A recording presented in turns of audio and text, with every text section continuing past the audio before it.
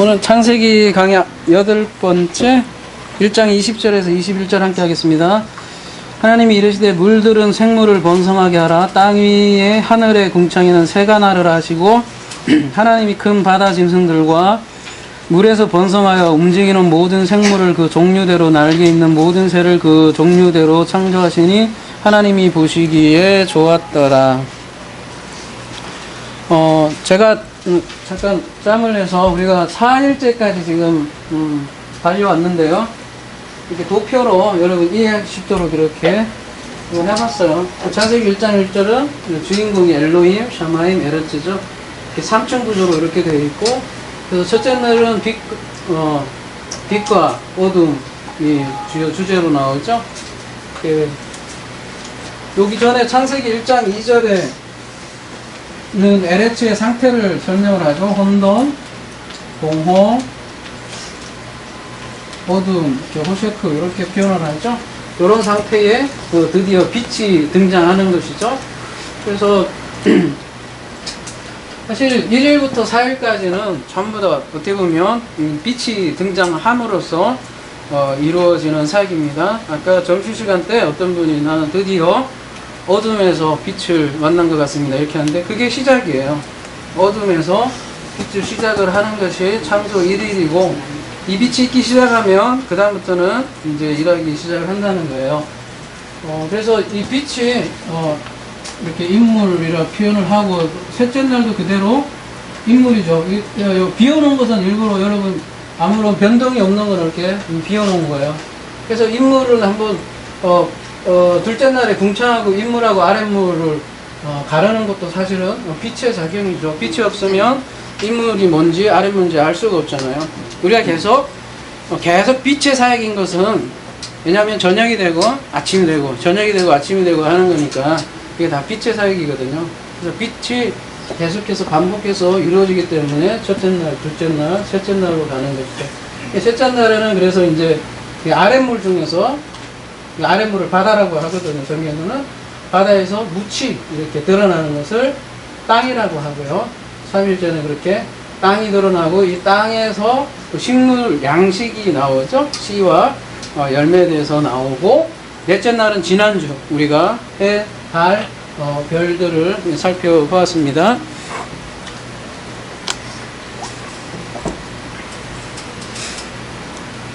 그래서 요약하면 천지창조는 빛이 하는 역할이다 이렇게 생각하시면 될 것 같습니다. 우리 지난주 해달별에 대해서 다 넷째 날 말하자면 다 못 끝냈어요. 근데 이게 못 끝내면 자꾸 뒤로 밀리고 해서 더 길어지는 것 같아요. 계시록도 어때요? 오전에 다 못 끝내니까 여러분 굉장히 길어져 버리잖아요. 그래서 그런 게 있네요. 아무튼 그래서 천지창조는 빛이 하는 역할인데, 그래서 요한복음에서는 빛으로 얘기를 하죠. 그 안에 생명이 있었으니 이 생명은 사람들의 빛이라. 빛이 어둠의 빛이 돼 어둠이 깨닫지 못하더라. 이렇게 예수님을 빛으로 요한복음에는 이렇게 묘사를 하는 거예요. 그리고 창세기 1장 1절 다시 한번 여러분 생각하시면, 이게 성경 전체의 압축이잖아요. 창세기 1장 1절이 어떻게 보면 성경 전체고, 이게 가장 기초고, 여기서부터 다 출발을 하는 거고, 여기서부터 성소, 성막 이런 것들이 다 나오는 거고, 사람도 이걸로 구성이 돼 있다는 거죠. 이게 다 기본으로 돼 있지만, 우리 창세기 1장 1절을 우리 다뤘을 때 천지창조는 누구의 사역이라고 했죠? 그래서 엘로힘의 사역인데, 이 엘로힘이 누구냐? 그리고 여러 가지 이제 요한복음을 이렇게 근거로 해봤을 때 하나님의 아들이 예수 그리스도라고 그랬잖아요. 그래서 구속 사역이라는 거죠. 구원 사역이라는 거죠. 우리가 흔히 생각하는 그 우주창조 피조계라는 개념이 아니고 구원 사역이라는 것을 우리가 알 수 있다는 것이죠. 이게 창세기 1장의 가장 기본적인 기본 구조고, 성경 전체 프레임이고, 그래서 요한복음에서는 천지 만물이 그가 없이는 하나도 없이 된 것이 없느니라. 이때도 만물도 마찬가지로 그냥 우주 코스모스로만 생각하면 자꾸 그림이 안 그려지죠. 창세기 1장과 요한복음 1장은 똑같은 그림을 얘기하는 겁니다. 그래서 예수 그리스도가 말하자면 빛이에요. 빛은 없다가 생기는 것이 아니라 드러나는 거예요. 드러나는 거고. 그래서 예수가 오로라고 한다면, 이제, 여기에 계속 여기 인물이지만, 마찬가지로 빛일 수도 있고, 여기가 인물일 수도 있는 거 아니에요? 이 빛이 오로라고 한다면, 이 오로를 담은 해, 달, 별이 뭐예요? 마, 오, 르잖아요. 그러니까 마가 하나 더 붙은 게 4일이라고 할 수 있겠습니다. 그래서 저희가 그런 얘기를 했잖아요. 그래서 창세기는 1, 2, 3 하늘의 뜻이 땅에서 이루어진다. 하늘의 뜻이 땅에서 이루어진다. 이렇게 짝으로 되어 있다고 그랬잖아요. 이틀날의 뜻이 땅에서 이루어지는 게 5일이고 3일의 뜻이 땅에서 이루어지는 게 6이고 이게 다 땅 이제 4일부터는 땅에 대한 얘기라는 것이죠. 우리 지난주 그래서 다뤘던 게 메오드 절기에 대해서 배웠잖아요. 우리 계절처럼 번역을 해놨지만 원래 뜻은 절기에 가깝다. 계절이든 절기든 아무튼 그 마오드가 없다면 어떻게 돼요? 계절이 없다면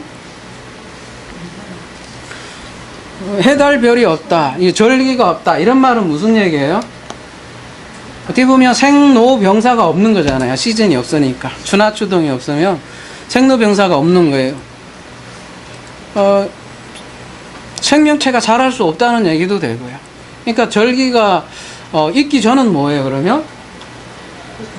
그러니까 시간하고 상관없는 거죠. 그래서 셋째 날까지를 영원이라고 하는 거예요. 근데 넷째 날부터 절기가 생겼으니까 이때부터 생로병사, 추나추동, 땅이라는 게 생겼으니까 그래서 3일째까지를 하늘의 숫자라고 하고 숫자적으로도요 4부터 이제 땅의 개념을 가진 숫자라고 할 수 있을 것 같습니다. 그래서 창세기 셋째 날까지는 이게 하늘의 틀이라면 이 틀들이 땅에서 이렇게 이루어지는 것이 이제 넷째 날부터 될 것 같습니다. 그래서 지난주 다뤘지만 여러분들 기억하기 위해서 7까지 이렇게 해서 3 더하기 4 그래서 이게 7이 되고요. 그죠? 여기가 3개가 있고 4개 있고 3 다 7 3하고 4하고 곱하면 12 아들이 되는 거예요. 요거는 이제 언약이라고 한다면 12는 뭐가 되겠어요? 여기에 섞이는 거예요. 하늘과 땅이 섞이는 거. 그러면은 아들이 됐다. 이렇게 얘기하는 거죠. 크로노스와 카이로스가 확 섞여버리는 거예요. 그래서 하나가 되었을 경우 그거를 12 아들이라고 하는 것이죠.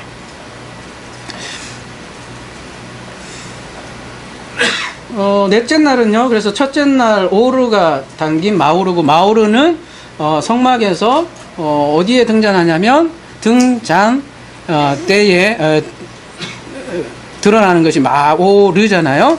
신약에서는 이 등잔대를 뭐라고 표현해요? 그래서 너희는 마태복음 5장에서 빛이다, 빛과 소금이다 라고 하잖아요. 그거를 표현을 한 거라고 할 수 있겠습니다. 그리고 셋째 날까지를 어떻게 표현하면 될까요? 하늘의 숫자라고 했지 않습니까? 여러분 기억나십니까? 이게 보일라나 모르겠네. 이렇게 해서 예수 그리스도의 어둠에서 자 여러분 6월절 양 그 다음에 번제단 이런 거 하면 다 묵상을 해보세요. 무교절 그 다음에 여기는 초실절 이런 거를 여러분 연관을 해서 보다면 예수 그리스도의 생애하고도 그대로 연결이 되잖아요. 먼저 예수 그리스도의 죽으심, 장사됨, 부활 이것이 3일째까지의 역사라며 그래서 예수님께서 3일 만에 부활을 하시잖아요. 그러면 예수님께서 부활하시면 그 다음은 무엇이 당연히 일어나야 돼요? 절기상으로 초실절이라면 그 다음이 뭐가 나오는 거죠? 예, 오순절이 나와야겠죠. 당연히 오순절 나와야겠죠. 그래서 오순절에 해당하는 게 해달별 넷째 날이 되겠죠. 그러면 오순절에는 원래 무슨 일이 있었죠? 성령이지만 그 이제 신약에서 이제 궁극적으로 풀어주는 거고요. 그거에 궁극적인 게 성령이 맞는데 구약에서는요 그 성령을 어떻게 표현을 했냐면 율법. 예, 그 율법 수요, 시내산에서 율법을 주는 날이 사실은 오순절이에요. 그리고 그 율법의 핵 안에 진짜 의미, 진짜 내용이 성령으로 오신 거죠. 그러니까 신비에 담았다는 게 이제 성령이고, 원래 그러니까 율법을 주신 날이 넷째 날이에요. 그래서 언약으로 따지면 누구랑 연결이 돼 있다고 그랬죠? 네 번째 선지자. 요건 계속 여러분 계속 앞으로 또 한번 언제 시간 이제 7일째까지 다 가면 한 번 더 해야겠지만, 그래서 여기는 아담, 물이 갈라졌잖아요. 그래서 노아, 초실절, 바다에서 땅이 드러나잖아요. 아브라함. 그 다음에 네 번째는 그래서 모세, 언약과 관련이 돼 있어요. 그래서 네 번째가 모세하고도 관련이 돼 있는 거예요. 율법하고 관련이 돼 있으니까요. 그래서 율법, 지난주 해, 달, 별을 통해서 달의 율법을 어제 표상한다고 그랬잖아요. 그 율법 속에서 해를 발견하라고 준 거잖아요. 그래서 해와 달은 율법과 복음 간의 관계를 보여주고요. 우리는 이 두 개가 다 있어야 된다는 거죠. 해와 달을 통해서 뭐가 되어야 된다? 별이 되어라. 그래서 우리를 별로 표현을 성경에서는 많이 얘기를 해요. 그래서 우리는 율법이 있어야 돼요. 일단은 율법을 통해서 그리스도를 발견하는 것이죠. 그래서 율법을 통해서 우리가 그리스도, 그와 같은 우리가 존재가 되는 것, 그게 율법의 목적이에요. 존재. 항상 성경에서는 이 존재가 중요한 개념이에요. 그걸 모르면 그냥 껍데기로 이렇게 지키고 섬기고 그런 하나님이 되는데, 우리가 존재가 된다는 게 여러분 앞으로 계속 같이 고민해 나가겠습니다. 과연 뭔가. 그 별이 된 존재를 그래서 성경에서는 뭐라고 하냐면 아브라함이라고도 하고요. 아브라함에게 그래서 별과 같은 자손을 많이 주리라 그런 얘기를 하잖아요. 그때 두 가지가 다 포함되어 있겠죠. 하나는 많은 자손이고요, 말 그대로. 또 하나는 그 자손들이 별과 같은 존재가 될 거다. 그런 존재를 성경에서 뭐라고 하냐면 백이라고 그래요. 백. 그죠? 백. 여기가 좀 애매하네.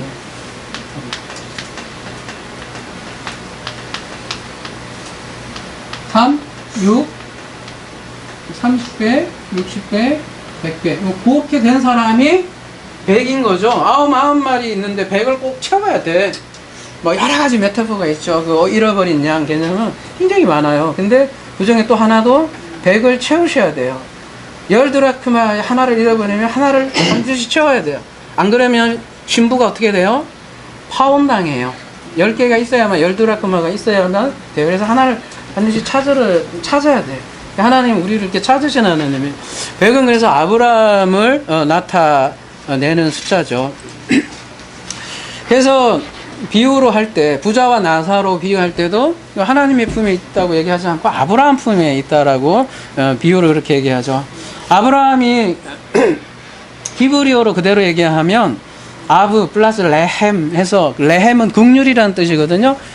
국률의, 은혜의, 헤세드의, 은혜의, 자비의 성전이라는 뜻이 아브라함이에요. 그래서 아브라함은 성전의 숫자이기도 해요. 그래서 우리가 아브라함 품에 있는 거예요. 하나님은 그래서 어디에 있느냐?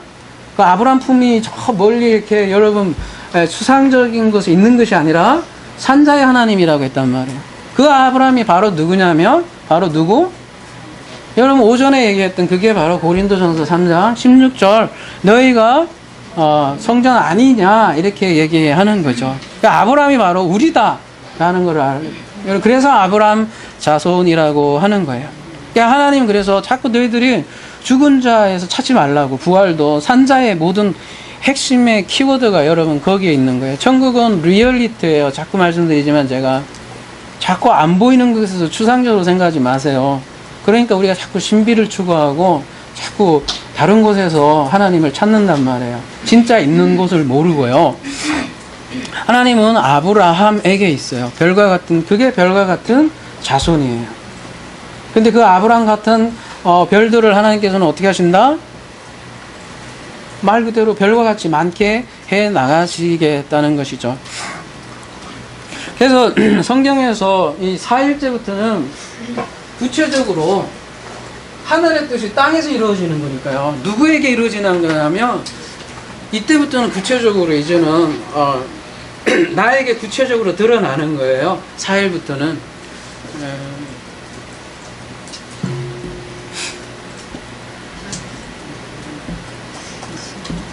마태복음 6장 기도가 그렇잖아요.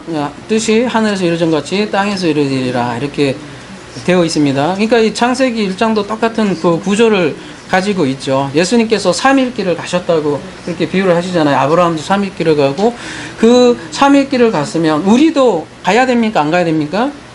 가야죠. 그 가는 길이 사실은 4일부터 우리가 가는 길이라는 거죠. 4일이 어떻게 보면 우리의 첫째 길이죠. 쌍으로 되어 있어요. 그래서 그가 예수님이 우리 부활하셔서 우리에게 임하면 그날이 또 오순절이 되는 거고요. 그렇다고 오순절 되면 끝이냐? 그것도 아니라는 거죠. 그 개념은 이제 5장, 6장, 다섯째 날, 여섯째 날, 일곱째 날 이렇게 계속해서 알아봐 가야겠죠. 우리도 아무튼 예수님이 걸어가신 그 길, 그대로 쌍으로, 몽해로 이렇게 둘이 짝으로 해서 걸어간다는 거죠.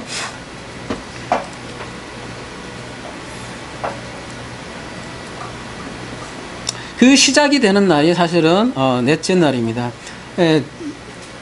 넷째 날에 짝이 빛의 사역이니까 우리의 사일도 빛의 사역을 감당하는 거죠.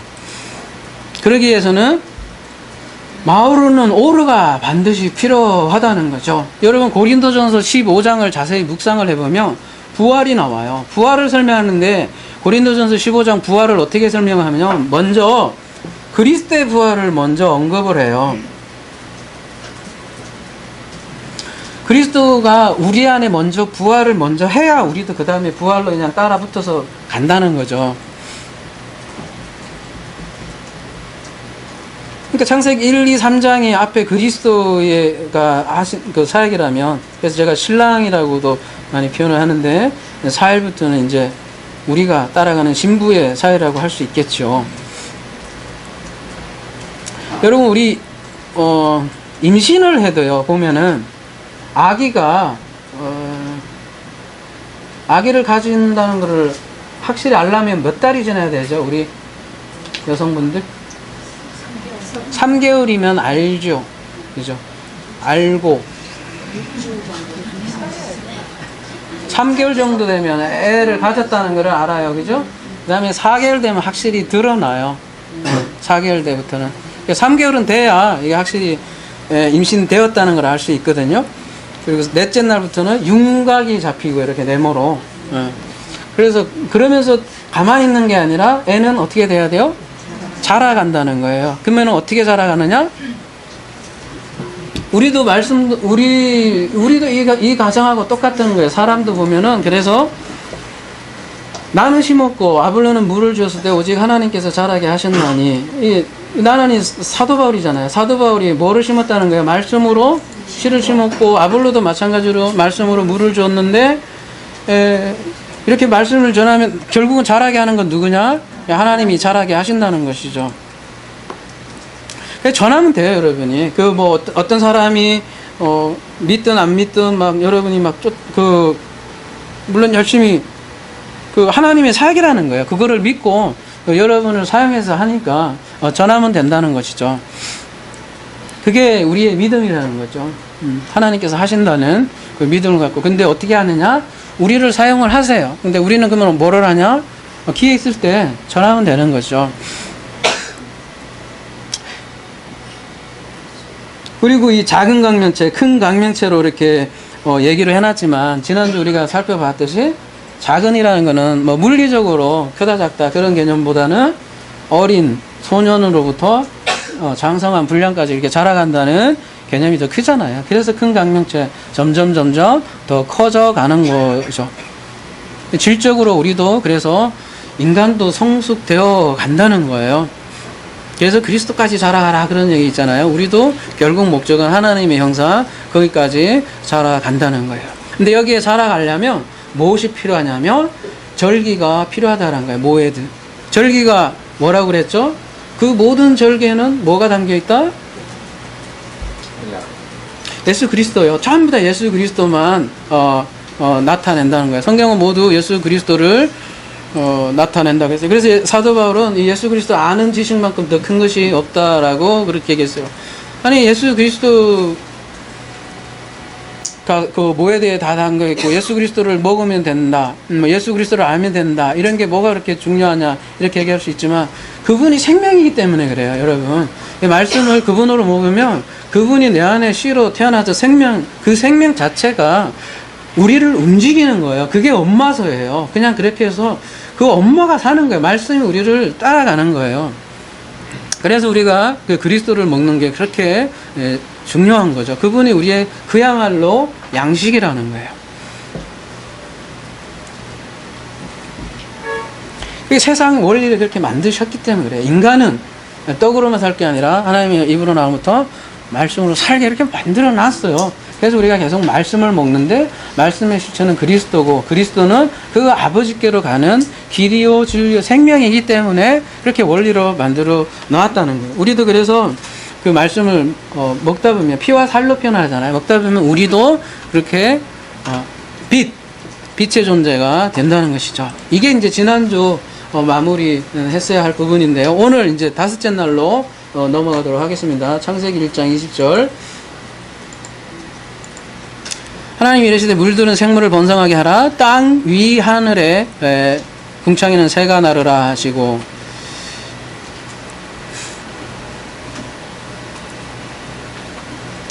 다섯째 날은 요 그림으로 보면 뭐가 더 생기죠? 일단 하늘, 여기에 뭐가 생기죠? 새들. 그 다음에 여기 바다에 큰 바다 짐승이라고 되어 있어요. 바다 짐승. 여기가 새들이 등장하고, 이 새들이 근데 궁창에만 활동하는 게 아니죠. 그 다음 절에 보면 땅 위에 새가 나르라 하고, 그 다음에 보면요, 하나님이 큰 물고기와 물에서 번성하여 움직이는 모든 생물을 그 종류대로 날개 있는 모든 새를 그 종류대로 창조하시니 하나님의 보시기에 좋았더라. 그 다음에 22절 보시면 새들도 땅에 번성하라 이렇게 해서 또 새들이 하늘에 번성해야 되는데 갑자기 또 땅에도 번성하자고 그랬네요. 그러니까 새들은 어떤 존재라는 얘기예요? 이것이 하늘과 땅을 왔다리 하는 거죠. 새들 보면 그렇잖아요. 둥지는 땅에 틀고 하늘 나가고, 땅과 하늘을 왔다 갔다 하는 존재예요. 아무튼 어쨌든 셔마인과 에레츠를 거기 꽉 채웠네요. 요게 이제 다섯째 이제 굳이 그림으로 그리면 이렇게 되는 거예요.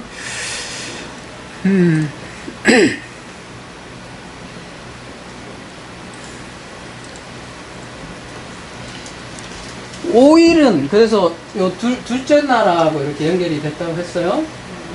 둘째 날하고, 그러니까 둘째 날이 이제 궁창으로 인물하려면 걸렸다고 했는데, 둘째 날 사역이 땅에 드러나는 거다 이렇게 생각하시면 되는데, 그러면 새들, 생물들이 번성한다는 뜻이 무엇일까? 이런 부분을 우리가 알아보면 되겠죠. 일단 생물들 이전에 물들은 번성하다 이렇게 얘기를 하거든요. 이게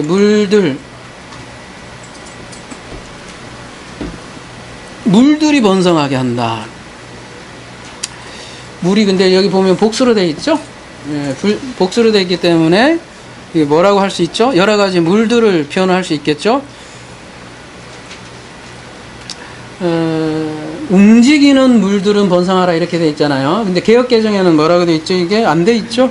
그냥 물들은 생물을 번성하게 되어 있는데, 여기 원문에는 보면 이 쉐레츠라는 단어가 하나 수식하는 단어, 쉐레츠마임이에요. 그래서 이 쉐레츠가 뭔지도 우리가 알아봐야겠는데요. 요 밑에 보면 꿈틀거리다라는 거예요. 8317에서 유래했다고 하는데, 꿈틀꿈틀 와글와글 뭐 풍부하게 양육하다, 증가시키다, 움직이다, 이렇게 우글하고 꿈틀꿈틀거리는 거는 단순히 이게 막 우리 기능 짐승 이렇게 했을 때 이렇게 샤라츠라는 단어를 많이 쓰는데, 그 원래 동사의 의미는 풍부하게 양육하다, 이렇게 번성하라는 건 그러니까 양육하라는 거예요. 물은 그래서 무슨 물이냐면은 양육하는 물이에요. 물은 하나님의 말씀이라고 저희들이 그동안 많이 여러 가지 증거를 통해서 알아봤잖아요. 그러면 양육하는 물이란 뭐냐면 이 하나님의 말씀을 소유하고 있는 영적 존재들을 움직이는 물들이라고 그래요. 말씀 사역자예요. 물들은 말씀을 소유한 자, 샤라츠 하라, 양육하라, 말씀으로 양육하라는 게 번성하라는 거예요.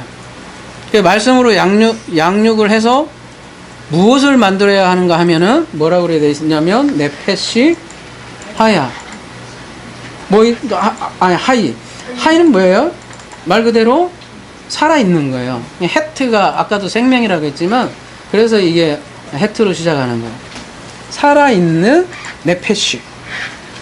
네페시 뭐예요? 호흡하는 생물. 살아있는 호흡으로 만들라는 거예요. 네페시 하야는. 아까 샤라츠는 어류, 파충류 이런 것도 좀 딩글딩글한 거 있잖아요. 곤충류 이런 거 이제 쓰이거든요. 그래서 우리가 네페시 하이로 만들어야 되는데 이게 다 비유예요, 여러분. 아까도 오전에도 말씀드렸지만 성경에는 그래서 항상 이중성이 있어요. 복과 저주가 놓여 있듯이 긍정적인 의미가 있고 나쁜 의미가 있는데 이 샤라츠도 원래 좋은 의미예요. 하나님 보시기에는 다 좋은 의미란 말이에요. 근데 이게 부정적으로 작용할 때는 뭐가 되냐면은 파충류, 어류, 기어다니는 거, 꿈틀꿈틀 기어다니는 인생이 되거든요. 그 기어다니는 거를 레이기에서는 뭐라고 그러죠? 부정하다고 그래요. 레이기 볼게요. 레이기 11장 41절. 잘 생각해 보십시오. 기어다니는 동물이 뭐가 뭐가 죄가 있어요. 쉽게 얘기해서. 하나님 만드신 거고. 자기들이 태어나고 싶어서 태어났나요? 응? 제가 그 밴드에 글 쓴 그런 개념 잘 생각해 보세요. 제가 뭐 그런 개념으로 사실 써놓은 건데, 난 오해들이 좀 있으신데, 아니, 기어다니는 사람들이, 기어다니는 짐승이, 뭐가 죄가 있어서 이렇게 태어났냐고요. 왜 이렇게 이 땅에 기어다니는 짐승은 가정하다고 그래요? 아니, 그러니까 원래부터 기어다니는데, 원래 그거 어쩌란 말이에요. 뭐 얘네들이 갑자기 날아다니까. 이런 짐승들, 여기 많은데 다 안 읽을게요. 근데 이렇게 제시되는 거는 다 우리 때문이라는 거예요. 이 동물들이 있는 이유가 있는 거예요. 우리에게 뭔가 가르쳐 주려고 하는 거예요. 새도 마찬가지입니다. 새도 보면,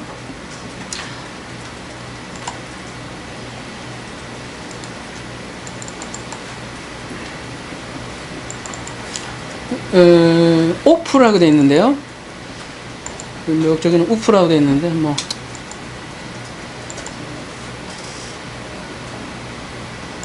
새인데요, 이것도 마찬가지로 공중에 나는 새 좋아요. 그렇다 쳐도, 그냥 날아다니는 새가 그냥 왜 날아다니는지, 우리를 좀 알자는 거죠. 근데 새는 새인데, 이게 무슨 새냐면 땅 위의 새고요. 그 다음에 알은 이제 여러분 전치사 뭐뭐 우에예요. 그냥 참고만 하세요. 뭐뭐 우에인데, 파님이래요. 어디 파님? 샤마임 라카. 그러니까 하늘 궁창 위에 파님 위에 새래요. 이 파님이란 건 뭐냐면, 여러분 이게, 보세요. 굉장히 많아요. 뜻은 많지만, 어근으로 찾아가면 파나인데요. 파나. 나타내다, 보다, 이런 거예요. 파님은 이렇게 나타낸 거예요. 겉으로 나타난 거. 드러난 거. 얼굴을 파님이라고 하는데요. 파님. 나타난 거라고 하거든요. 근데 이 개역 개정에는 번역이 안 돼 있는데요. 이 파님이 뭐를, 그러니까, 우리를 알 수 있게 하냐면, 이 샤마임의, 뭐라고 하지? 무슨 샤마임이라는 거를 알려주는 거예요. 이 파님 때문에. 무슨 얘기냐면, 하늘이 쌍수잖아요. 여러분 보시다시피. 그죠? 쌍수인데, 파님 위에 새들이라고 하는 거예요. 만약에 저 새들이 요 위에 새라면 지성소 새겠지. 그러니까 하늘이 쌍수라는 거는 여기 지성소가 있고요, 성소가 있잖아요. 요거를 쌍이라고 하는 거예요. 이렇게 쌍. 그래서 하늘이 쌍수로 되어 있는 거예요. 이렇게 쌍수. 성소하고 지성소가 이렇게 쌍으로 되어 있어요. 그래서 샤마임 라카 위에 알, 뭐 굳이 이렇게 표현을 하면 그 얘기는 여기에 있는 새들을 얘기하는 거예요. 그러면 우리가 이제 이걸 통해서 우리 얘기하는 거니까, 지금 그러면 이 새는 어디에 있는 새예요? 구체적으로 우리의 얘기인데, 창세기 1장이 우리의 지금 얘기라고 했잖아요. 성소에서 뭘로 하는, 성소에서 아까 샤라츠 하는 존재라고 했잖아요. 아까 샤라츠 하는 그 물들은 어디에 있는 존재들이에요? 여기서 말씀 사역한다니까요. 그리고 요 새들은 어디서 해요? 여기 하늘, 땅, 여기서 말씀 사역을 해요. 여러분,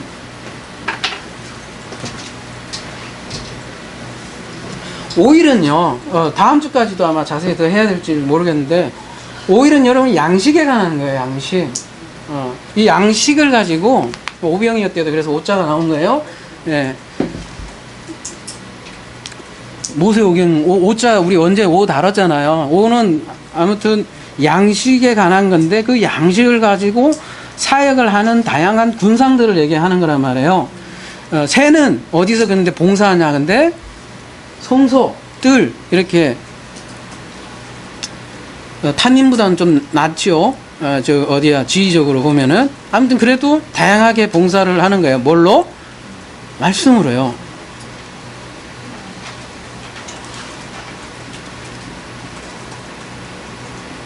사일에 빛을, 땅에 비추라고 했잖아요. 그게 좀 막연하죠, 여러분. 근데 5일은 더 이제 구체적으로 하는 거예요. 점점 여러분이 1, 2, 3 할 때 그런 말씀 제가 드렸죠. 점점 더 구체화된다고.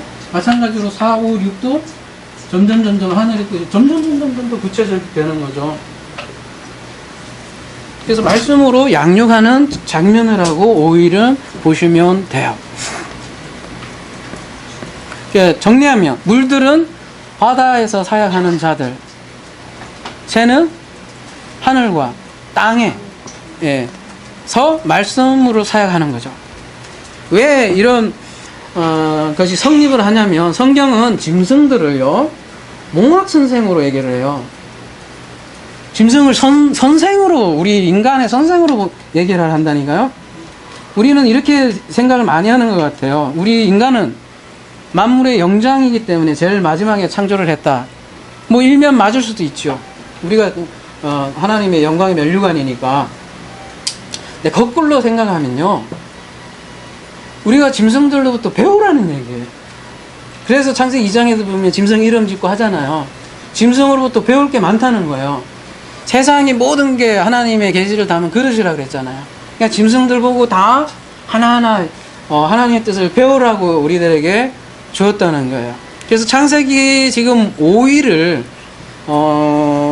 욥기에서 그 뭐라고 하죠? 주회를 해줘요. 어떻게 해서 한번 봐봐요. 욥기 12장 7절, 요걸로 갈게요. 그냥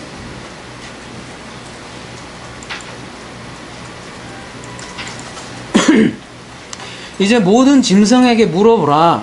그것들이 내게 가르치리라. 공중의 새에게 물어보라. 그것들이 또한 내게 말하리라. 여러분 새한테 물어보셨어요? 말하던가요? 그런데 가르친대요. 땅에게 말하라. 내게 가르치라. 여러분 지나가면서 땅에다가 한번 말해 보셨어요? 그러면 그러면 그 사람은 어떻게 돼요? 조금 누구 김 박사님, 김명헌 박사님인가, 창조학계 그분이 그런 말씀 잘하시더라고요. 잘 돌봐줘야 된다고 그 얘기를 하시더라고요. 그런데 성경은 돌봐줘야 될 그분들 말을 해요. 땅에게 말하라. 내게 가르치리라. 바다의 고기도 내게 설명하리라. 이게 무슨 얘기겠습니까? 우리가 짐승이나 새나 바다의 고기들을, 땅을 잘 보면은 하나님께서 말씀하신다고요. 예, 그리고 뜻을 우리가 스스로 그거에서 깨달을 수 있다는 거예요. 하나님께 주신 눈이 열리며 빛이 어둠에 뚫고 들어오면 내가 그 빛을 마음으로 담고 있으면 이 세상에 있는 짐승, 고기, 식물 이런 걸 통해서 하나님의 뜻을 발견한다는 거예요. 그러니까 여기서 말하는 짐승들은 사실은 사람의 그 존재를 비유하고 있는 거죠. 창세기 5장도 마찬가지로요. 창세기 1장 21절로 넘어가겠습니다.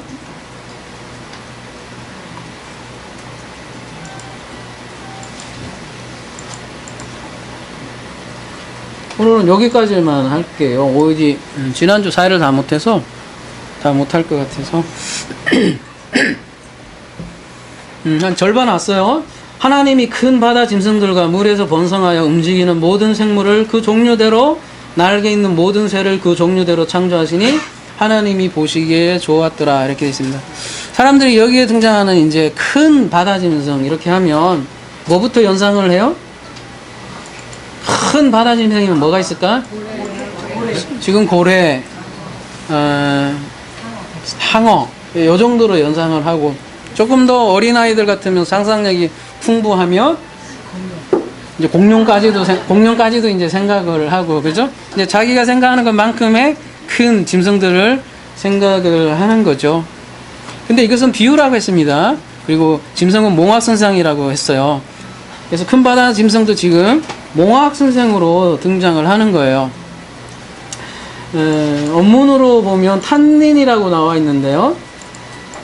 큰 물고기 갓도르 탄닌이라고 되어 있어요.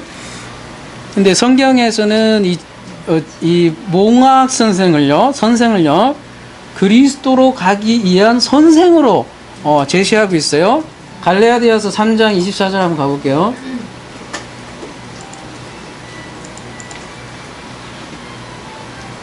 아까 욥기에서 땅에게 물어봐라 이런 것들이 다 이 개념이거든요. 이같이 율법이 우리를 그리스도께로 인도하는 초등교사가 되어 우리로 하여금 믿음으로 말미암아 의롭다함을 얻게 하려 함이리라. 여기에요. 이렇게 그대로 집어넣어도 돼요, 여러분.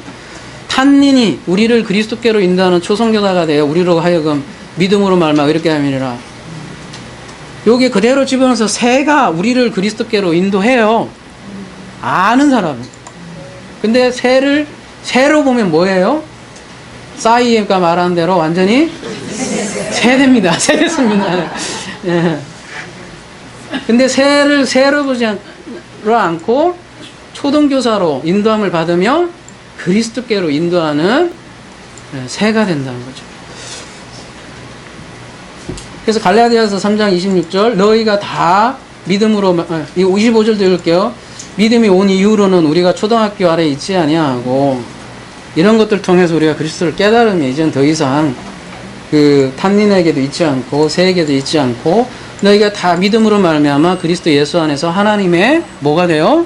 아들이 되었으니 그렇게 아들이 되는 거죠. 그래서 누구든지 마지막은 그리스도와 합하기 위하여 세례받은 자는 그리스도로 옷 입느니라. 이 얘기는 뭐예요? 그리스도로 옷 입는다. 그 얘기는 무슨 얘기예요?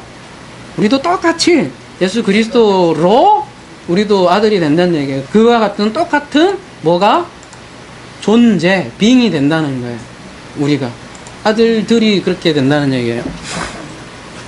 그래서 사도 바울에 의하면 율법은 하나님의 아들로 인다는 초등교사라는 거예요. 근데 이중성이 있다고 그랬어요. 초등교사가 되지 못하면 초등교사 역할을 제대로 못하면 이 초등교사는 어떻게 돼요? 탄닌이 돼요. 이 탄닌이 창세기 1장에는 굉장히 아름다운 초등교사로 등장을 하잖아요. 그러니까 보기에 좋잖아요. 어디 갔어?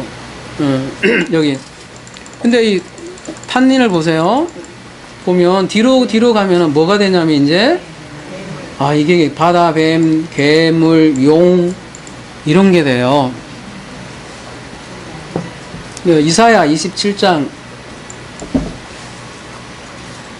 많이 등장하는데요. 이 탄닌이 시간이 없으니까 그날에 여호와께서 그 견고하고 크고 강한 칼로 날랜 뱀 리워야단을 벌하시며 바다에 있는 용을 죽이니라 할 때 용을 죽이니라 이렇게 해놨는데 이게 탄닌이에요. 창세기 1장에는 용으로 창세기 1장부터 용 이러면 이제 너무 네거티브 하니까 그렇게 번역을 못 했겠죠. 아무튼 이 용이나 창세기 1장이나 같은 건데 지금 보시면 지금 뱀과 리오야단을 어떻게 얘기하고 있는 거예요? 뱀, 리꼬르, 리오야단 이런 얘기거든요. 뱀이 리오야단으로 얘기를 하는 거예요. 그리고 곧 또 그거를 뭐라고 표현을 하는 거예요?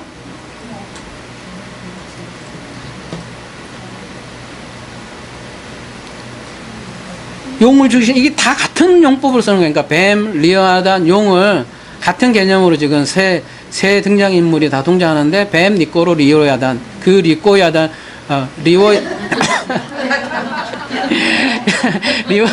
리워야단이 탄닌이다 이렇게 지금 얘기하는 건데 여러분 나하시는 많이 뭐 우리가 많이 다뤘잖아요. 나하시는 뭐예요? 뱀이잖아요. 뱀 쉬, 여기 보면 쉬 하는 소리에서 이렇게 요리했다 하잖아요. 쉬 해서 나하시예요. 근데 이제 리워야단 한번 보시면 여러분 이 단어 아주 잘 봐보세요. 그러면 탄이라는 게 이렇게 들어가 있어요. 제일 끝에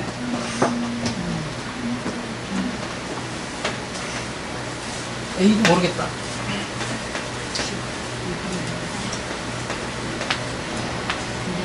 이렇게 이게 이렇게 된 거를 끝에 가면 미형이라고 해서 이렇게 꼬리를 내야 되거든요. 탄이 붙어 있어요. 그리고 보시면 뭐하고 결합이라고 그랬어요? 3867에서 유래했다고 그랬잖아요. 3867 한번 가볼게요.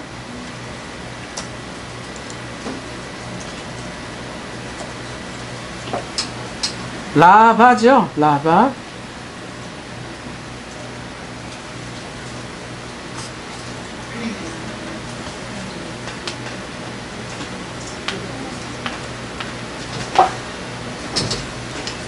라바네, 페네. 라바는 무슨 뜻이라고 나와 있어요? 결합하다, 꼬아 짜다, 연합하다, 달라붙다 이런 얘기거든요. 창세기 29장 34절 한번 가봐요. 이 라바가 무슨 단어냐면은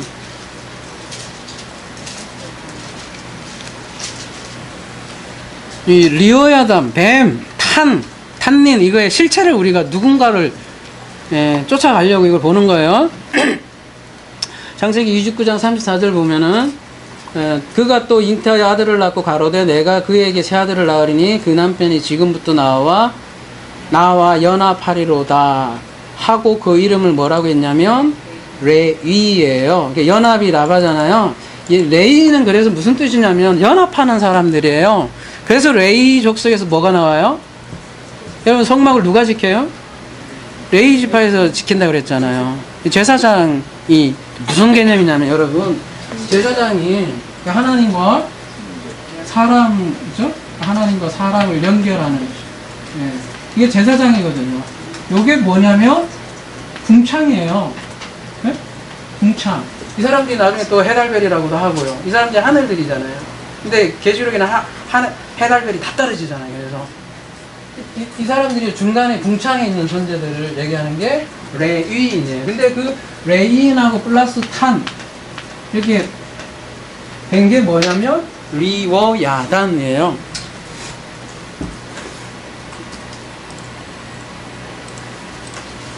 그러니까 레위는 성소에서 섬긴 지파잖아요. 그래서 땅의 지분도 받지 않았고 지금으로 말하면 뭐예요? 그래서 말씀 사역자죠. 근데 리오야단이 이 라바에서 유래했다고 하는 거니까 리오야단은 결국 누구를 뜻하냐면 이 제사장을 뜻하거든요. 그러니까 리오야단, 뱀 전부 다 뭐냐면 성소에서 봉사하는 제사장을 뜻하는 거예요. 탄닌도 마찬가지고. 그 존재들이 다 이제 요한계시록에서는 이렇게 등장을 해요.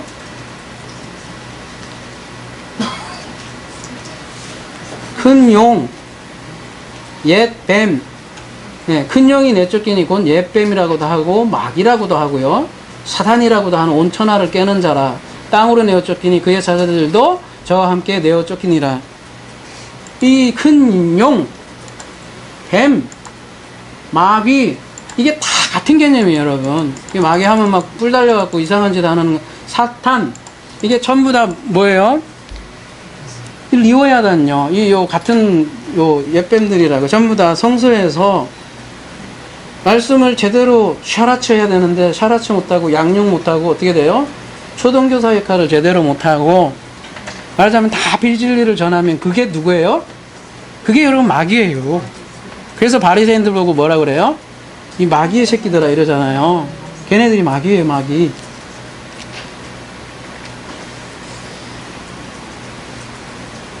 그래서 하나님은, 예수님은 율법을 가지고 자신도 하나님 나라에 들어가지 못하고 배나 지옥 자신 만든다고 바리새인들한테 얘기를 했잖아요.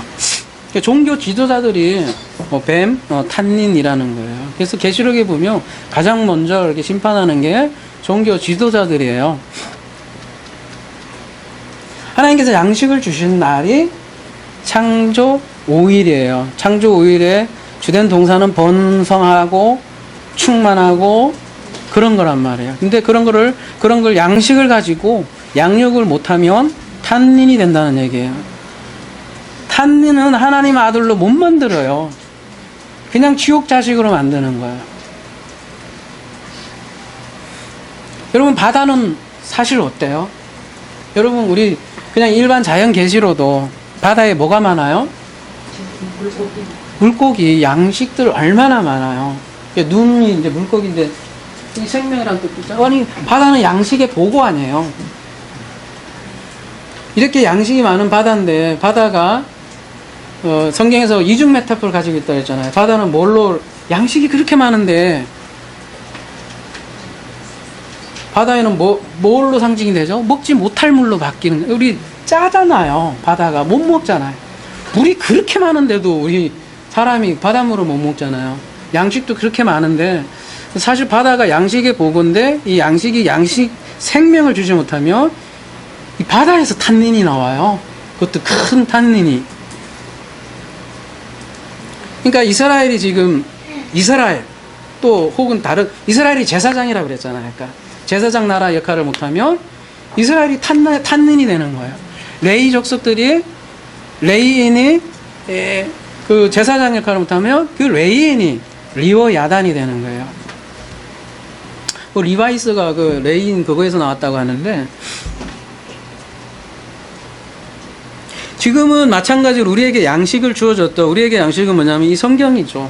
성경이 우리에게 주어졌는데 이 성경을 가지고 생명을 낳지 못하면 이 성경이 뭐가 되겠어요? 지금 리워 야단도 되고 이게 탄닌이 되고 그런 거죠. 그리고 또 더 고급스러운, 탄닌보다 조금 더 고급스러운 존재들, 그게 누구냐면 새들이에요. 새에 대해서 한번 알아봅시다.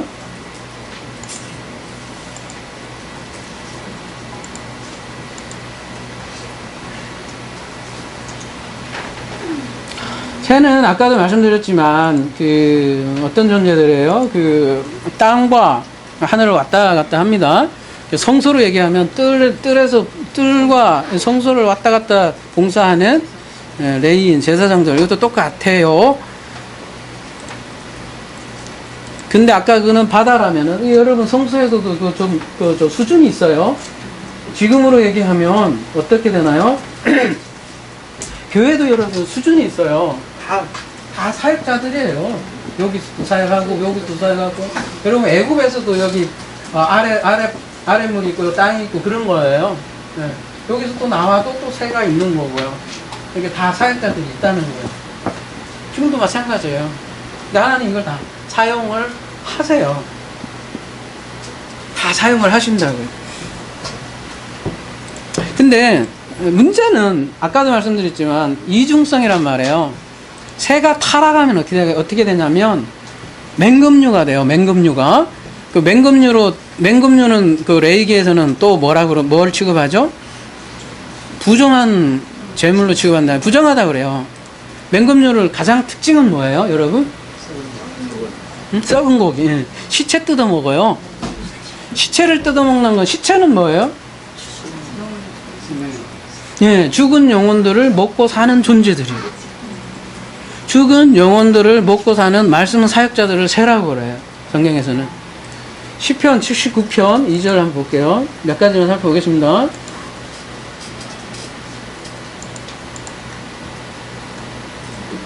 그들이 주의 종들의 시체를 공중의 새에게 밥으로, 이 주의 종들을 새에다가 이렇게 비유를 하고요.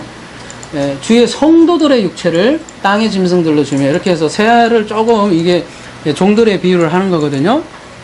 그들의 피를 예루살렘 사방에 물같이 흘렸으나 그들을 매장하는 자가 없었나이다. 예레미야 5장 27절.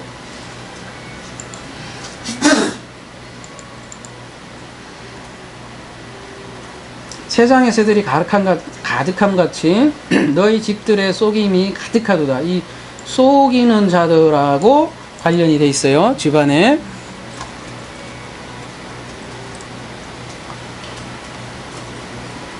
신명기 28장. 여기 모든 복과 저주는 신명기 28장에 다 있죠? 참고로 복은 짧아요. 16절인가까지 밖에 없고, 그죠? 아니, 15절인가요? 14절인가요? 여기까지인가요? 네. 14절밖에 안 되네. 나머지는 전부 다 저주인데, 이 저주 항목 중에 하나가 26절 보시면요. 내 시체가 공중의 모든 새와 땅의 짐승들의 밥이 될 것이나 그것들을 쫓아줄 자가 없을 것이며, 이렇게, 이 새는 그 시체하고 굉장히 관련이 되어 있어요. 그래서 누가복음에 한번 가보시면요. 요거는 원어로 볼게요. 누가복음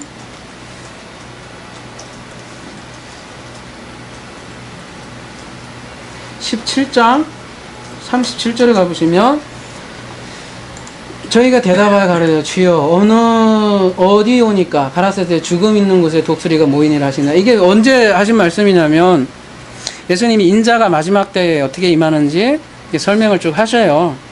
우리 지금 요한계시록 하잖아요. 예루살렘이 언제 멸망하느냐 이런 얘기 했는데, 내뜸 이런 얘기를 하시는 거예요, 예수님께서. 어디 놓이니까 이런 게 뭐 선문답 같고, 그죠?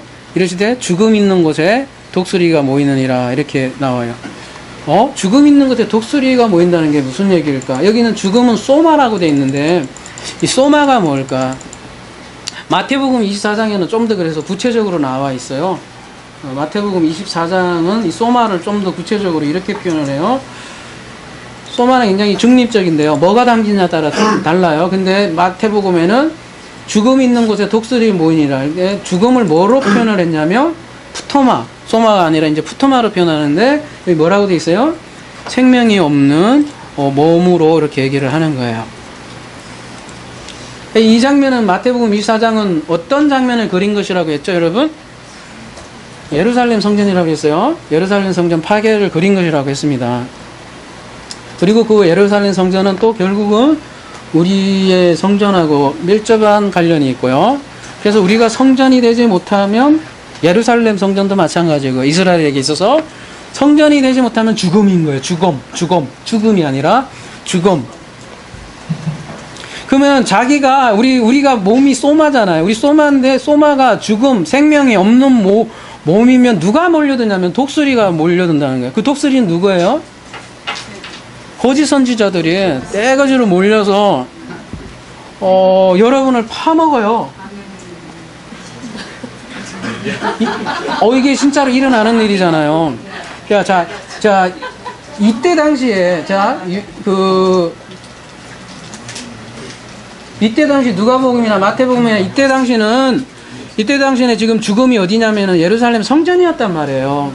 예루살렘 성전이 죽음이란 말이에요. 근데 그 예루살렘 성전에 누가 이렇게 몰려들어 있냐면 바리새인과 제사장들이 거기서 독수리 새 역할을 하고 있단 말이에요. 그들이 뭐를 먹고 살았냐면은 시체들을 먹고 살았어요. 이렇게 그대로 일어나는 일들을 이렇게 얘기를 하는 거예요. 여러분, 시체는 그래서 무슨 향기가 난다? 썩은 냄새 나고 그걸 사망의 향기라고 그래요. 그런데 저쪽에 서신서에 보면 그런데 그리스도인은 그리스도의 향기가 난다 이렇게 얘기하는 거예요. 그래서 이 맹독류는 이 사망의 향기를 맡고 기가 막히게 자라라에 가서 다 파먹습니다.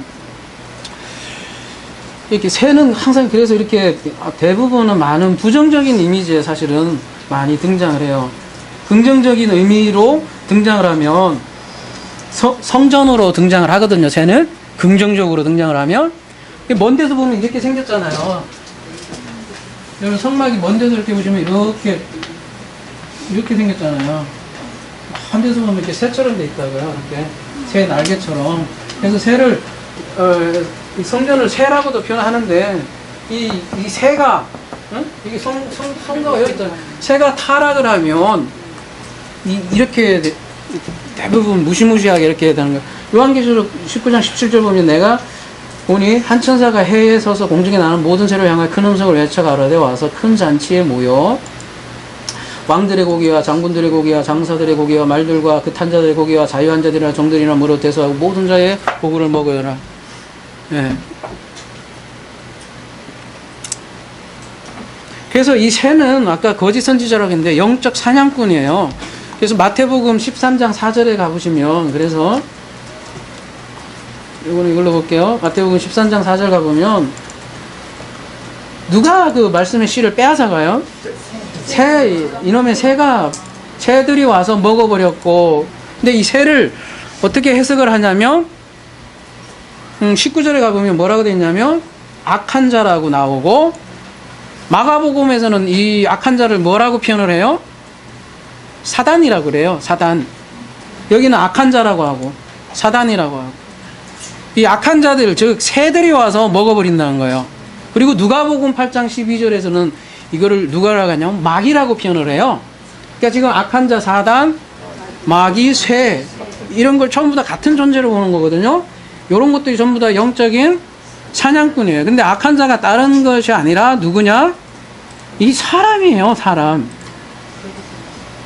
거짓 선지자들. 말씀 다 갉아먹어. 아니 그냥 시체 뜯어먹는 영혼 없는 애들 시체 뜯어먹는 거를 새라고 표현하고 그거를 마귀 사단 탄닌 리워야단 뱀 예, 다 그런 거예요.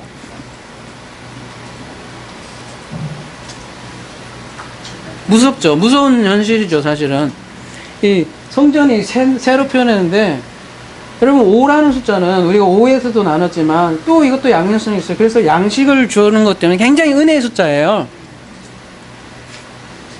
은혜 숫자예요. 5라는 거는. 근데 이게 은혜가 새가 그러니까 새 역할을 못하면 날개 역할을 못하면 성전을 덮지 못하면 은혜로 날개로 덮지 못하면 뜯어먹는 그러니까 시체 뜯어먹는 새로 돌변한다는 거예요.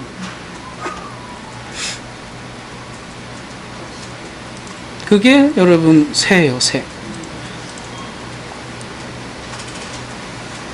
예수님께서 마태복음 23장 37절에 이렇게 얘기하죠. 그래서 이런 말씀 하시잖아요. 그게 다 이것도 이중성을 표현하고 있는 거 아니에요?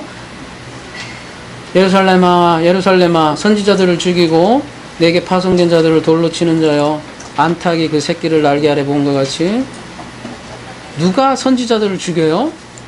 예루살렘이 죽이는 거예요. 이게 그리고서 이제 예루살렘 성전 심판 얘기가 나오는 거죠. 여기 암탉이라고 우리나라 말로는 돼 있지만 오르니스 새거든요. 새가 성전을 역할을 하는데 이 하나님의 자녀들 이렇게 새 날개 아래 자녀들을 모으려고 하는데 어떻게 돼요? 이 예루살렘이 선지자들을 죽이고 또 죽여서 이 자녀들을 다 갉아먹는다는 거죠.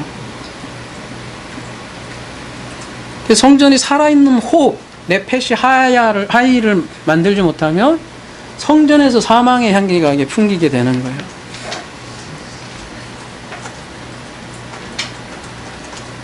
그래서 오프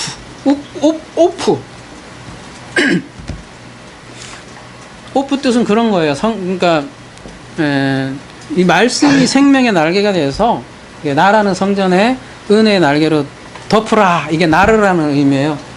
예. 오늘 본문으로 다시 가보면 이게 나르라. 새들이 나르라는 의미는 그런 거예요. 은혜로 덮으라. 은혜로 네페시 하이를 만들어라. 나르라는 게 날다라는 것도 있지만 이게 덥다는 것도 있거든요. 어디 갔어? 새가. 이게 나르라는 건 우에가 있나요? 여기 있구나. 나르라가 나는 것도 있지만 기본적으로는 이렇게 덥다, 덥게 이런 성전적인 개념이 있는 거죠.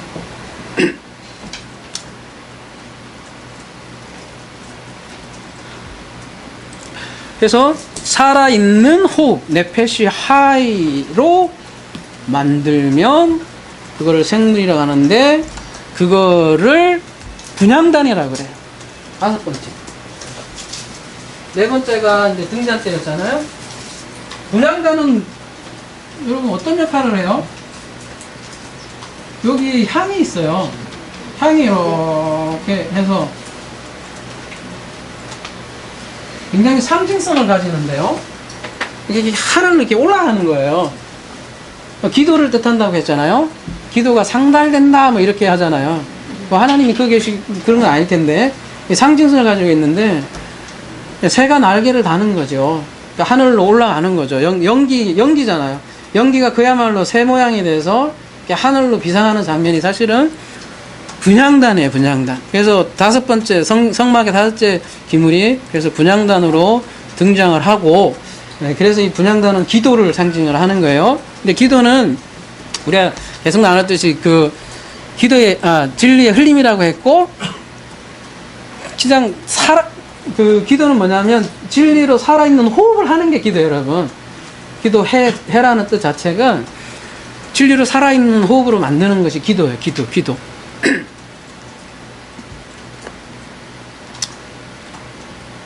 근데 그 절기로는요, 그 나팔절하고 5번째는 관련이 있다고 그랬잖아요. 나팔절은 뭐를 뜻해요? 말씀을 선포하는 것도 있고요. 그러니까 말씀 사역하고 관련돼 있고, 또 나팔은 전쟁을 하고요. 그러니까 기도로 비진리와 전쟁을 하는 거고요. 그래서 5번째 언약은 다윗과 관련이 되어 있는 거고요. 그래서 다윗 언약하고 관련이 되어 있고, 그래서 5번째 되어 있는 거고요. 시편이 전부 대부분은 다윗이 쓴 거잖아요. 그게 우리들의 생명의 향기죠. 그게 진짜 기도고요. 그래서 이런 기도를 통해서, 말씀을 통해서 와글와글 꿈틀꿈틀 이게 샤라츠예요. 그렇게 되라는 거예요. 그래서 5째 날은 말씀으로 번성하는 날. 말씀이 어떻게 돼요? 여러분, 살아 숨쉰다는 말이 있죠? 그게 샤라츠예요. 와글와글, 우글우글. 이 말씀이요, 여러분 앞에 신비에 들어가면 살아있는 말씀으로 하면 여러분 앞에 이게 어떻게 돼요? 와글와글, 우글우글, 꿈틀꿈틀. 여러분 쉼호흡이 된다는 거예요. 이거를 뭐라고 했냐면 하이, 네페시, 살아있는 호흡이라고 해요. 그래서 우리는 다른 게 아니라 그냥 어떤 존재냐, 사람은 말씀으로 호흡하는 거예요. 말 그대로. 이게 단순히 말씀이 어떤 지식적이고 인식적인 문제가 아니라 진짜 그냥 살아있는 그 삶 그 자체라고 이 말씀이에요, 여러분. 그렇지 않으면 독수리 가서 뜯어먹는다고. 그냥 지식하고 인식 문제가 아니에요. 진짜 이 말씀으로 사는 존재가 우리 인간이라고요, 인간이. 이 말씀 없으면 그냥 시체라고요, 시체. 생명이 아니라는 거예요, 그래서.